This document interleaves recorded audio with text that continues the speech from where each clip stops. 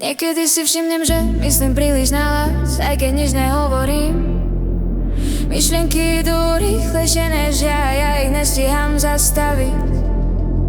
Sedím medzi ľuďmi, ale nie som tu celá.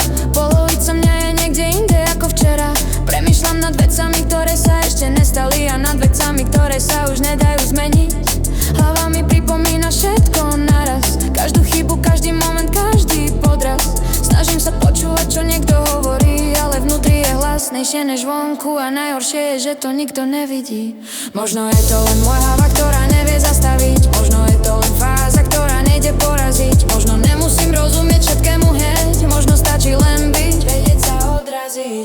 Niekedy si predstavujem, aké by to bolo, keby bolo v hlave ticho, bez otázok, bez tlaku, bez potreby riešiť, len existovať. Všímam si detaily, ktoré som predtým nevidela, napríklad to, že stále dýcham. Možno je to len moja hlava, ktorá nevie zastaviť. Možno je to len fáza, ktorá nejde poraziť. Možno nemusím rozumieť všetkému hneď, možno stačí len byť, vedieť sa odraziť.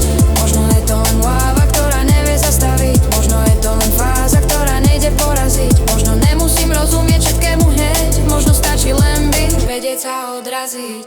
Stále to tam je, neodišlo to, len už tomu nerozumiem rovnako. Predtým som verila každej myšlienke, ako keby bola fakt. Teraz vidím, že sú to len hlasy, ktoré prídu a odídu. Niektoré zostanú dlhšie, niektoré bolia viac, ale už viem, že nemusia rozhodovať za mňa. A niekde medzi nimi je priestor, malý, ale existuje, a možno to zatiaľ stačí. Možno je to len moja hlava, ktorá nevie zastaviť. Možno je to len fáza, ktorá nejde poraziť. Možno nemusím rozumieť všetkému hneď, možno stačí len byť, vedieť sa odraziť.